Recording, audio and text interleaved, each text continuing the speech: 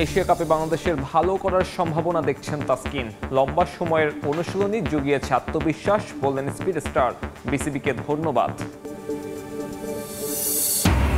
বুলবুলকে লম্বা সময় বিসিবির দায়িত্বে রাখতে কলকাঠি নাড়ছেন ক্রীড়া উপদেষ্টা।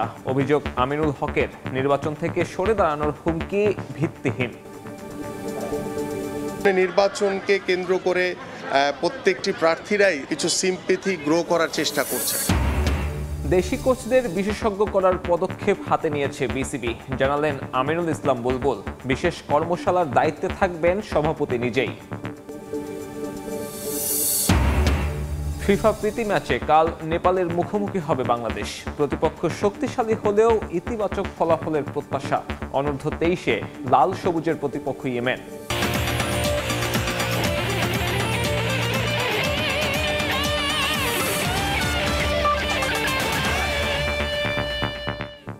এশিয়া কাপ জিততে আত্মবিশ্বাসী তাসকিন আহমেদ। টানা 3 সিরিজ জয় আর কোচিং প্যানেলের অধীনে নিজেদের টানা কঠোর অনুশীলনের কারণে এমনটা বিশ্বাস এই পেসারের। টুর্নামেন্টের সম্ভাব্য সেরা প্রস্তুতিতে নিজেকে সন্তুষ্ট মনে করছেন এই পেসার। পাশাপাশি ধন্যবাদ জানিয়েছেন বোর্ডকে। অতীতের ভুল সূত্রে দলগত হিসেবে এবার ভালো পারফরমেন্স করতে চায় টাইগাররা। Proper coaching unit, proper facilities আর লম্বা সময় ক্যাম্প, এশিয়া কাপকে সামনে রেখে সম্ভাব্য সর্বোচ্চ প্রস্তুতিটাই নিয়েছে বাংলাদেশ দল। মিরপুরের মন্থর উইকেট থেকে বেরিয়ে সিলেটে ট্রু উইকেট তৈরি করে প্রথমে নিজেদের মধ্যে, এরপর নেদারল্যান্ডসের বিপক্ষে সিরিজ খেলে টাইগাররা। এশিয়া কাপের আগে উড়িয়ে আনা হয় পাওয়ার হিটিং কোচ। মনোবিদ ছাড়াও পূর্ণ কোচিং স্টাফের অধীনে চলে ঘাম ঝরানো অনুশীলন। টুর্নামেন্টের আগে নিজেদের প্রস্তুতিতে সন্তুষ্ট তাসকিন আহমেদ। লক্ষ্য অতীতের ভুল ত্রুটি শোধরানোর। সময়ের সাথে সাথে আমাদের ইমপ্রুভমেন্টের ধারাটা, যেটা বোর্ড এবং ম্যানেজমেন্ট কিন্তু যথেষ্টভাবে হেল্প করছে। তার থেকে বড় জিনিস, প্রত্যেকটা প্লেয়ার মানে যেহেতু টিম গেম, বাট প্রিপারেশন আর ইমপ্রুভমেন্ট কিন্তু ইন্ডিভিজুয়ালি স্টেপ নিতে হয় যে যার জায়গা থেকে, কারণ ডিফারেন্ট রোল সবার, ব্যাটিং বোলিং সবাই ডিফারেন্ট। তো ওই জায়গাটা থেকে সবার অনেক ইমপ্রুভমেন্টের অনেক ইচ্ছা। তো এই জিনিসটা কিন্তু আগের থেকে অনেক ভালো হয়েছে। নেদারল্যান্ডস সহ টানা 3 সিরিজ জিতেছে বাংলাদেশ। প্রতিযোগিতামূলক ক্রিকেটে তাই আত্মবিশ্বাসী টিম টাইগার। তরুণদের নিয়ে দল হিসেবে গুছিয়ে উঠেছে লিটন কুমারও। তাসকিনের ভাষায় বাজে সময়টা পেছনে ফেলে এসেছে টিম বাংলাদেশ। যে ট্রানজ্যাকশন পিরিয়ডটা যাচ্ছিল তখন কিন্তু আমরা একটু হারতেছিলাম, অন অ্যান্ড অফ ছিলাম। এই যে দেখেন ইমপ্রুভমেন্টের ধারাটা, আমরা সবাই এত কষ্ট করতেছি, সবাই ট্রেনিংয়ে, টিমমেটস, কোচিং স্টাফ সবাই, ইভেন বিসিবি অনেক হেল্প করতেছে। তো সব মিলে আমরা আগায় যাচ্ছি এবং আশা করতেছি এই ধারাবাহিকতাটা থাকলে অনেক ভালো কিছু। স্বাভাবিকভাবেই তাই প্রশ্ন জাগে, এশিয়া কাপে বাংলাদেশের লক্ষ্যটা কি হবে। যদি কিন্তু সমীকরণ রাখলেন না টাইগার পেসার, সরাসরি বললেন শিরোপা জিততেই আরব আমিরাতে যাবে তার দল। আমার এক্সপেকটেশন এবং দলেরও এক্সপেকটেশন, আমাদের সবারই এক্সপেকটেশন চ্যাম্পিয়ন হওয়া মূল লক্ষ্য। আসলে শুধু পার্টিসিপেট করতে তো যাচ্ছি না, চ্যাম্পিয়ন হওয়ার লক্ষ্যে লাস্ট 3টা সিরিজই আমরা আল্লাহর রহমতে ব্যাক টু ব্যাক জিতছি। তো এটা বেশ ভালো কনফিডেন্স দিবে। রোববার 2 ভাগে বিভক্ত হয়ে সংযুক্ত আরব আমিরাতের উদ্দেশ্যে দেশ ছাড়বে লাল সবুজের প্রতিনিধিরা। 11ই সেপ্টেম্বর টাইগারদের টুর্নামেন্ট শুরু হবে হংকং পরীক্ষা দিয়ে। এরপর শ্রীলঙ্কা, আফগানিস্তানের বিপক্ষে নিজেদের সুপার 4-এর ভাগ্য ঠিক করবে বাংলাদেশ। সাব্বির মিথুন, সময় সংবাদ। বিসিবি নির্বাচন থেকে সরে দাঁড়াতে হুমকি দেয়া হয়েছে, এমন অভিযোগ মোটেও বিশ্বাসযোগ্য নয়। এটা ভোটের ময়দানে আমিনুল ইসলাম বুলবুলের সমবেদনা আদায়ের কৌশল হতে পারে, এমনই মন্তব্য করেছেন বিএনপির কেন্দ্রীয় ক্রীড়া বিষয়ক সম্পাদক আমিনুল হক।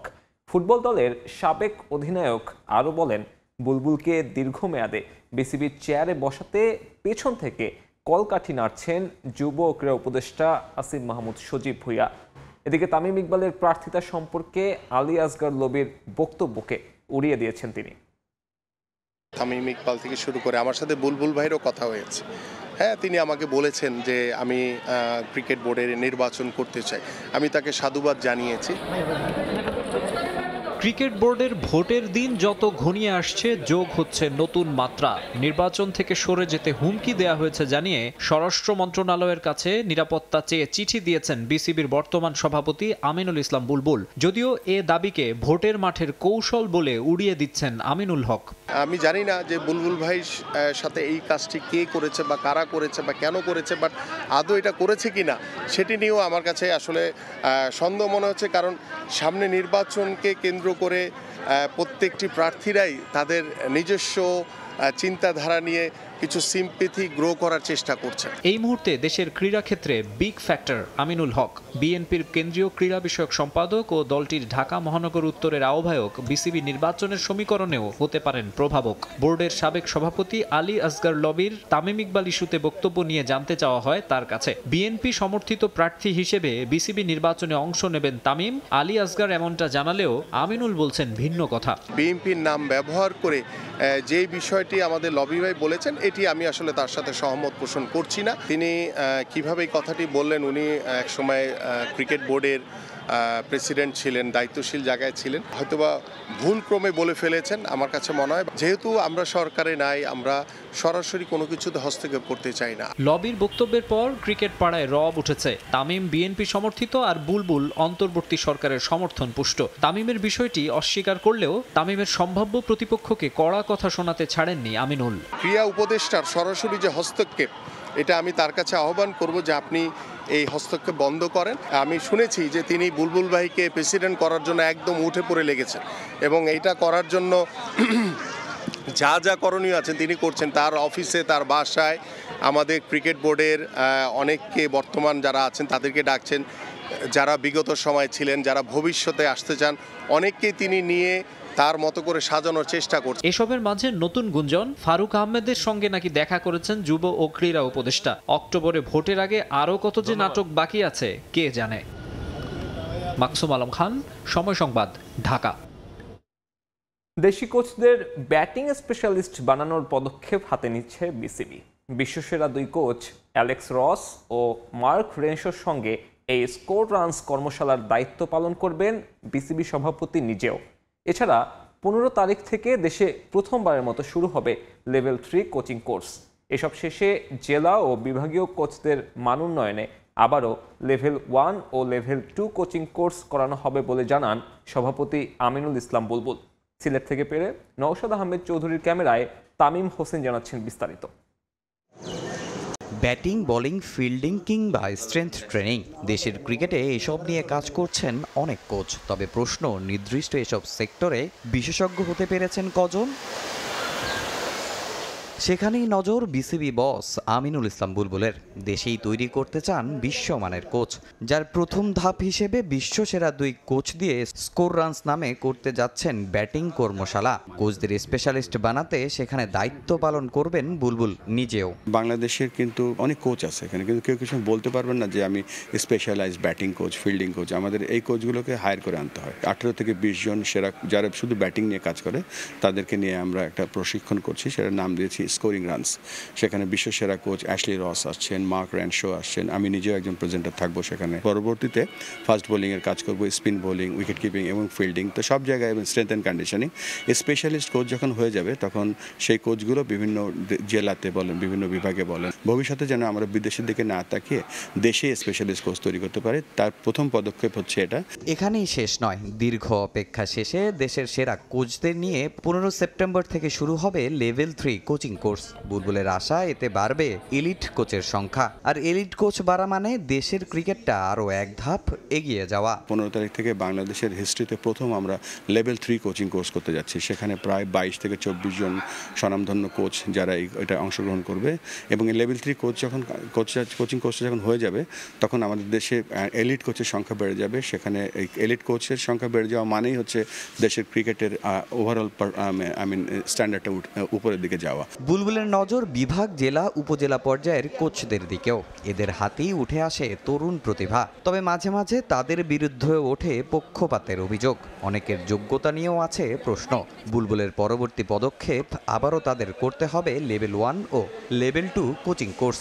আমাদের যেই উপজেলাতে যারা ক্রিকেটার আছে সেখানে যদি আমরা সিলেকশনে কোনো রাইটলি না কাজ করি তাহলে আমরা হাজার হাজার ট্যালেন্ট মিস করে যাব। আমাদের যে জেলা কোচগুলো আছে তাদেরকে এবং সাথে সাথে তাদের যে আরও কোচরা আছে তাদের যে কোচিংয়ের যে ফিলসফিটা আছে, কোচিংয়ের যে মেথোডোলজিটা আছে, ইনিশিয়ালি কীভাবে চেঞ্জ করতে পারে একটা কুইক ফিক্স, সেই কাজটা আমরা শুরু করে দিয়েছি এবং ভালো ভালো আমরা তার ফিডব্যাকও পাচ্ছি। তবে পরবর্তী যেটা করব সেটা প্রপার প্রশিক্ষণের মাধ্যমে লেভেল 1 লেভেল 2 আমরা রিজিওনালি করব। কথায় আছে ফল বেশি চাইলে আগে গোড়া শক্ত করতে হয়। তাই দেশের ক্রিকেটের গোড়ায় উন্নয়নই এখন বুলবুলের সবচেয়ে বড় স্বপ্ন। আমাদের ক্রিকেট বেঁচে আছে, আমাদের ক্রিকেট ভালো চলছে, আরও ভালো করতে হবে আমাদের। তামিম হোসেন, সময় সংবাদ, সিলেট। এবারে অনূর্ধ্ব 23 ফুটবল প্রসঙ্গ। এশিয়ান কাপে খেলার স্বপ্ন টিকিয়ে রাখতে ইয়েমেনের মুখোমুখি হবে বাংলাদেশ। এই ম্যাচ হারলে লাল সবুজের যাত্রা থেমে যাবে গ্রুপ পর্বেই। তাই ম্যাচটাকে ডু আর ডাই হিসেবে দেখে সেরাটা দিয়ে খেলার প্রত্যয় অধিনায়ক মোরসালিনের। কোচের প্রত্যাশা, গেল ম্যাচের ভুল শুধরে ঘুরে দাঁড়াবে দল। ভিয়েতনামে ম্যাচ শুরু হবে বিকেল 3টায়। দেশের ফুটবলে যে জোয়ার তৈরি হয়েছিল সেই গ্রাফ আবারও নিম্নমুখী। জাতীয় দল থেকে শুরু করে বয়স ভিত্তিক কোথাও নেই আশার আলো। সম্ভাবনার স্বপ্ন দেখিয়ে অনূর্ধ্ব 23 দল এশিয়ান কাপ বাছাই মিশনে গেলেও প্রথম ম্যাচ পরই ফিকে হয়ে গেছে চূড়ান্ত পর্বে খেলার সম্ভাবনা। ভিয়েতনামের কাছে বাংলাদেশ হেরেছে 2-0 গোলে। স্কোর লাইন দেখে বোঝার উপায় নাই এই ম্যাচে কতটা অসহায় ছিল মোরসালিনরা। হারা ম্যাচে শ্রাবণের ম্যান অব দ্য ম্যাচের পুরস্কার থেকে ধারণা পাওয়া যায় কিছুটা। এমন পরিস্থিতির মাঝেই এবার ইয়েমেন মিশন, যারা সিঙ্গাপুরকে হারিয়ে দিয়ে আছে বেশ ছন্দে। কালকে যেহেতু আমাদের ম্যাচ, আজকে ট্রেনিং সেশন ছিল। কোচেরা আসলে আমাদের ইয়েমেন টিমের যে উইক সাইডগুলো আছে, স্ট্রং সাইডগুলো আছে, ওইগুলো থেকে আজকে আমাদেরকে একটা ভিডিও সেশন ছিল প্র্যাকটিসের আগে। তো আসলে আমি মনে করি আসলে কালকে আমাদের do or die match, so we have to win anyhow. এই দলের বেশ কয়েকজনের আছে জাতীয় দলে খেলার অভিজ্ঞতা। এছাড়াও বাছাই শুরুর আগে কিউবা, মিচেল আর জায়ানদের নিয়ে ছিল বেশ হাইপ। ভিয়েতনামের বিপক্ষে জায়ান কিছুটা ঝলক দেখালেও খুঁজে পাওয়া যায়নি কিউবাকে। যদিও সেসব নিয়ে না ভেবে নতুন করে শুরুর প্রত্যাশা কোচের। প্রতিপক্ষ নিয়ে হয়েছে কাটাছেঁড়া, তাই শিষ্যদের উপরই আস্থা রাখছেন সহকারী কোচ। আমরা ওদের যে দুর্বল জায়গাগুলো আছে সেগুলো শনাক্ত করেছি, প্লেয়ারদেরকে দেখিয়েছি, ভিডিও সেশন ছিল ওখানে, তাদের স্ট্রেন্থ জোন কোন জায়গায় সেগুলো দেখিয়েছি। সো আমরা রেডি, কারণ এই ম্যাচে আমাদেরকে টুর্নামেন্টে ফিরতে হলে এই ম্যাচে আমাদের জয় ছাড়া কোনো উপায় নেই। অসুস্থতার জন্য এই ম্যাচেও ডাগআউটে দেখা যাবে না হেড কোচ সাইফুল বারী টিটুকে। দল সামলাবেন হাসান আল মামুন। জাতীয় দলের সহকারী এই কোচ সবকিছুই নাকি সেট করছেন হাভিয়ের কাবরেরার প্রেসক্রিপশনে। এস এম ইকবাল, সময় সংবাদ। এবারে বাংলাদেশ নেপাল ম্যাচের খবর। ফিফা আন্তর্জাতিক প্রীতি ম্যাচে নেপালের মুখোমুখি হবে বাংলাদেশ। প্রতিপক্ষকে শক্তিশালী মানলেও এই ম্যাচে জয় তুলে নেয়ার লক্ষ্য কোচ হাভিয়ের ক্যাবরেরার। লম্বা সময় ধরে প্রস্তুতি নেয় আত্মবিশ্বাসী অধিনায়ক জামাল ভুঁইয়াও। দশরথ রঙ্গশালায় ম্যাচ শুরু হবে শনিবার সন্ধ্যা 5:30টায়। নেপাল ম্যাচ নিয়ে এক ধরনের হযবরল পরিস্থিতির মধ্য দিয়ে গেছে বাংলাদেশ। 13 আগস্ট থেকে ক্যাম্প শুরু করলেও কাবরেরা পূর্ণ স্কোয়াড নিয়ে দেশে অনুশীলন করতে পেরেছেন মাত্র 2 দিন। হিমালয়ের দেশে গিয়ে কম্বিনেশন কতটা সেট করতে পেরেছেন স্প্যানিশ কোচ তা দেখা যাবে মাঠের লড়াইয়ে। দল হিসেবে নেপালের তুলনায় কোনো অংশেই এগিয়ে নেই বাংলাদেশ। হামজা, সমিত সোম থাকলে ব্যবধান হতো স্পষ্ট। তবে তারা ম্যাচ দুটো খেলতে না চাওয়ায় সেই সুবিধাও পাচ্ছে না লাল সবুজ। তাই অনেকটা ব্যাকফুটে থেকেই ম্যাচ খেলতে নামবে কাবরেরার দল, যদিও প্রতিপক্ষকে সমপর্যায়ে বলছেন স্প্যানিশ কোচ। আমার কাছে মনে হয় না দুটো দলের মাঝে খুব একটা পার্থক্য আছে। শক্তির বিচারে আমরা অনেকটা সমপর্যায়ের। এখানে ম্যাচ খেলাটা সহজ নয়। সবশেষ নেপাল থেকে আমরা হার নিয়ে ফিরেছি, সেটা আমার মনে আছে। তবে এবার প্রেক্ষাপট আলাদা। আশা করছি ভালো কিছু হবে। তবে হামজা কিংবা সমিত সোম থাকলে আমরা এগিয়ে থাকতাম। নেপালের বিপক্ষে বাংলাদেশ এই ম্যাচ খেলছে মূলত হংকং ম্যাচের প্রস্তুতির অংশ হিসেবে, যদিও বাফুফের পক্ষ থেকে জানানো হয়েছিল ইউরোপের শক্তিশালী দলের বিপক্ষে হবে ম্যাচ। সেটা তো হয়নি, এমনকি মেলেনি এশিয়ার কোনো শীর্ষ সারির দল। তারপরও এখান থেকেই প্রস্তুতি সারার লক্ষ্য অধিনায়কের। এটা আমাদের এশিয়ান কাপ বাছাইয়ের প্রস্তুতির অংশ। হংকংয়ের বিপক্ষে মাঠে নামার আগে আমাদের হাতে আর কোনো ম্যাচ নেই, সেই হিসেবে এটা আমাদের কাছে খুবই গুরুত্বপূর্ণ। তবে প্রস্তুতি ম্যাচ বলে হালকাভাবে নেয়ার সুযোগ নেই। আমরা চাই জয় তুলে নিতে। এটা দলের ফুটবলারদের মাঝে আত্মবিশ্বাস বাড়াবে। প্রস্তুতির অংশ হিসেবে নেপালের সঙ্গে আরও একটি ম্যাচ খেলবে লাল সবুজ, একই ভেন্যুতে, যা মাঠে গড়াবে 9 সেপ্টেম্বর। এস.এম. ইকবাল, সময় সংবাদ। বাংলাদেশের ফুটসাল দলের পরিণত হতে আরও সময়ের প্রয়োজন। সঙ্গে এশিয়ান ফুটসালের বাছাইয়ের আগে কোনো প্রস্তুতি ম্যাচ না পাওয়ার আক্ষেপও রয়েছে বাংলাদেশ ফুটসাল দলের কোচের। দেশে ফুটসালের নানান সংকট থাকলেও খেলোয়াড়দের যোগ্যতা নিয়ে কোনো সন্দেহ নেই ইরানি কোচের। এশিয়ান ফুটসালের বাছাইয়ে প্রতিপক্ষ শক্তিশালী হলেও নিজেদের সেরাটা দিতে চায় বাংলাদেশ। হেড কোচের রিকোয়েস্টে চেয়ারম্যান সাহেব আসলে প্রথমবারের মতো ফুটসালে দেশের বাইরে সফর বাংলাদেশের। উদ্দেশ্য এশিয়ান কাপ ফুটসালের মূল পর্বে জায়গা করে নেয়া। এর জন্য প্রবাসী ফুটবলার রাহবার ওয়াহিদ খানকে অধিনায়ক করে 17 সদস্যের দল ঘোষণা করেছে বাফুফে। এশিয়ান কাপের বাছাইয়ে বাংলাদেশের প্রতিপক্ষ শক্তিশালী ইরান, সংযুক্ত আরব আমিরাত ও স্বাগতিক মালয়েশিয়া। অতীতে ফুটসালের কোনো টুর্নামেন্টে অংশ নেয়ার অভিজ্ঞতা না থাকায় অনেকটা আগেভাগেই দেশ ছাড়ছে বাংলাদেশ ফুটসাল দল। বাছাই মিশন শুরুর আগে মালয়েশিয়ায় 10 দিনের ক্যাম্প করবে বাংলাদেশ। প্রস্তুতি হিসেবে মালয়েশিয়ার ক্লাবগুলোর সঙ্গে খেলবে একাধিক ম্যাচ। এরপরই চূড়ান্ত স্কোয়াড ঘোষণা করবেন কোচ। আমাদেরকে মালয়েশিয়া ওয়েলকাম করছে। আমরা 8 তারিখ থেকে ওনাদের কাছে ভেন্যু পাচ্ছি। আমরা 4টার মতো ফ্রেন্ডলি ম্যাচ পাচ্ছি, which is a blessing for us. এবং আমাদের এই 17 জন প্লেয়ার থেকে আরও 3 জন প্লেয়ার অ্যাকচুয়ালি ডিডাক্টেড হবে, যেহেতু 14 জনের ফাইনাল লিস্টটা এএফসিকে দিতে হবে 10ই সেপ্টেম্বর। তো তারপরও সেই 3টা প্লেয়ার আমাদের ক্যাম্পে থেকে যাবে 17 তারিখ পর্যন্ত। ইন কেস কোনো ইনজুরি হয় বা কিছু, তাহলে তারা ব্যাক এন্ডে আর কি ফেরত আসবে আর কি টিমে। তো আমরা এই 17 জনকে নিয়ে যাচ্ছি। আপনারা আমাদের জন্য দোয়া করবেন যেন আমাদের প্রস্তুতি সুন্দর হয়, আমরা যেন ভালো কিছু চেষ্টা করতে পারি, উপহার দিতে পারি আমাদের দেশকে। ফুটসালের জন্য দেশে নেই কোনো অবকাঠামো, নেই প্র্যাকটিস ফ্যাসিলিটিস। নানা সংকট থাকলেও খেলোয়াড়দের নিয়ে আশাবাদী কোচ। এশিয়ান ফুটসালে জায়গা করে নেয়া কষ্টসাধ্য হলেও সর্বোচ্চ চেষ্টার আশ্বাস বাংলাদেশের। আমাদের অনেক ভালো মানের খেলোয়াড় রয়েছে, তবে আমি মনে করি তাদের তৈরি হতে আরো অনেক সময় প্রয়োজন। আমাদের খেলোয়াড়রা এখন পর্যন্ত ফুটসালের কোনো ম্যাচ পায়নি। এখন তারা মালয়েশিয়া গিয়ে ফুটসাল স্টেডিয়ামে খেলবে, এটা তাদের জন্য চ্যালেঞ্জিং। গ্রুপে ইরান আছে, they are currently the Asian champions right now. So একটা ভালো এক্সপিরিয়েন্স হবে and hoping we will try our best. আর যেটুক আমরা এখন শিখলাম কোচ থেকে, মানে ফুটসালে অনেক ডিফারেন্ট ফুটবল থেকে। আমি ফুটবলও খেলেছি, সো ফুটসালে যে নতুন টেকনিক অ্যান্ড এভরিথিং আমরা এখনো শিখতেছি এটা। So hopefully will try our best and have a good result. মালয়েশিয়ার ক্যাম্পে দলের সঙ্গে যোগ দিবেন সহকারী ও গোলরক্ষক কোচ। 20 সেপ্টেম্বর এশিয়ান কাপ ফুটসালের বাছাইয়ে নিজেদের প্রথম ম্যাচে বর্তমান চ্যাম্পিয়ন ইরানের মুখোমুখি হবে বাংলাদেশ। আপনারা সবাই সেই জায়গাটা চিনেন। রিফাতুল ইসলাম মিরন, সময় সংবাদ, ঢাকা। বিশ্বকাপ বাছাই পর্বে নিজেদের প্রথম ম্যাচে আজ রাতে মাঠে নামতে যাচ্ছে ফ্রান্স। শক্তিশালী ইউক্রেনের বিপক্ষে গ্রুপ ডি এর প্রথম ম্যাচ খেলবে লেস ব্লুজ। প্রথম ম্যাচ জিতে গ্রুপে এগিয়ে থাকার লক্ষ্য দিদিয়ের দেশামের দলের। পোল্যান্ডের রকল স্টেডিয়ামে ম্যাচটি মাঠে গড়াবে রাত 1:45। এদিকে আরেক ম্যাচে স্তোনিয়ার বিপক্ষে মাঠে নামবে ইতালি। বার্গামো স্টেডিয়ামে ম্যাচ শুরু হবে রাত 1:45।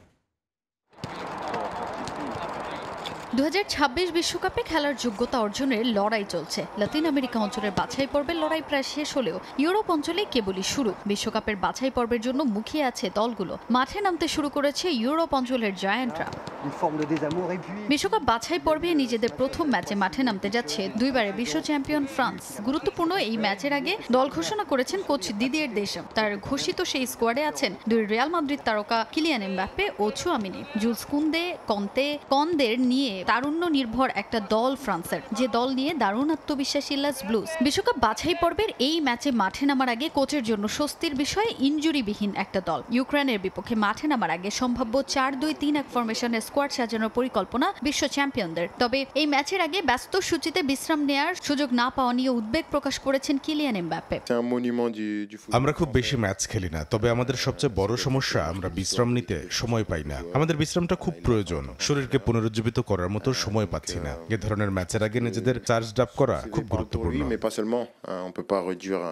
এদিকে ইউরোপ অঞ্চলের বাছাই পর্বের আই গ্রুপে নিজেদের প্রথম ম্যাচে অপেক্ষাকৃত কম শক্তিশালী এস্তোনিয়ার বিপক্ষে লড়বে ইতালি। নতুন কোচের অধীনে ঘুরে দাঁড়ানোর প্রত্যয় দলটার। গাত্তুসোর অধীনে এই ম্যাচ জয় দিয়ে রাঙাতে চায় গিল জুরিরা। দোনারুমা, তোনালি, কালাফিওরিদের নিয়ে ভালো কিছুর প্রত্যাশা দলের। রক্ষণে বাড়তি গুরুত্ব দিয়ে এই ম্যাচের জন্য সম্ভাব্য 4-2-3-1 ফরমেশনের স্কোয়াড সাজাচ্ছেন কোচ। দলের সঙ্গে নিজের প্রথম ম্যাচ হলেও ফুটবলারদের উদ্দেশ্যে কড়া বার্তা দিলেন কিংবদন্তি গাত্তুসো। আক্রমণাত্মক ফুটবল খেলারই নির্দেশ তার।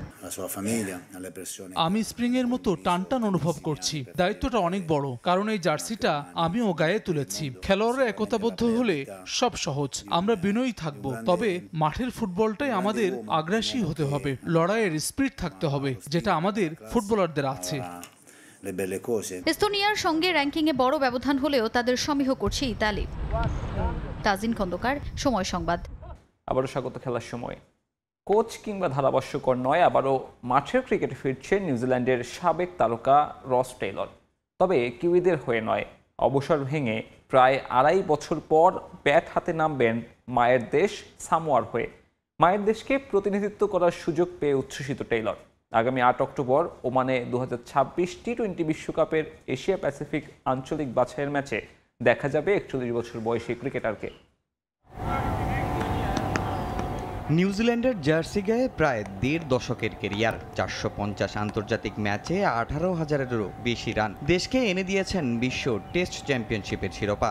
অবসর নিয়েছেন প্রায় 2.5 বছর আগে। তবে অবসর ভেঙে 41 বছর বয়সী রস টেইলর ব্যাট হাতে আবারও ফিরছেন 22 গজে। স্বপ্ন দেখছেন বিশ্বকাপে খেলার, যদিও সেটা কিউইদের হয়ে নয়।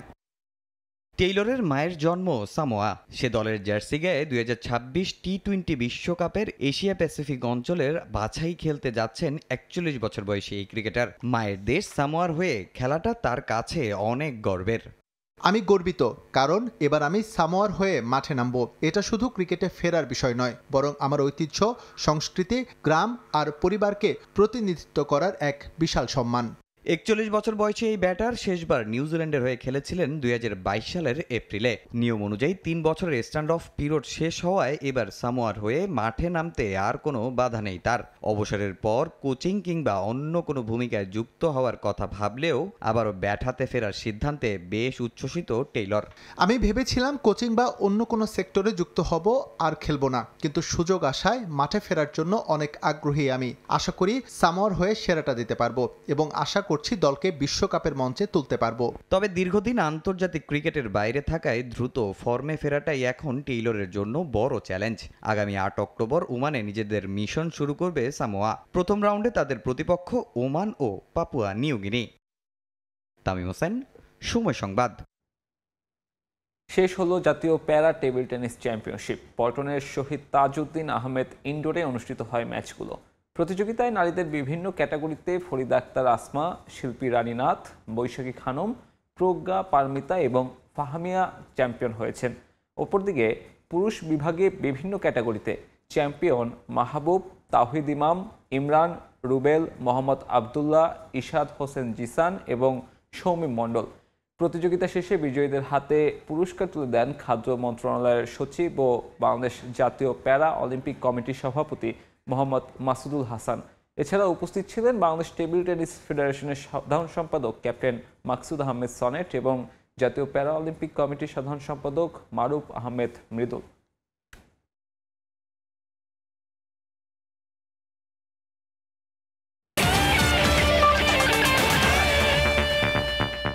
এই ছিল খেলার সময়ের এখনকার আয়োজন। সঙ্গে থাকুন সময়ের।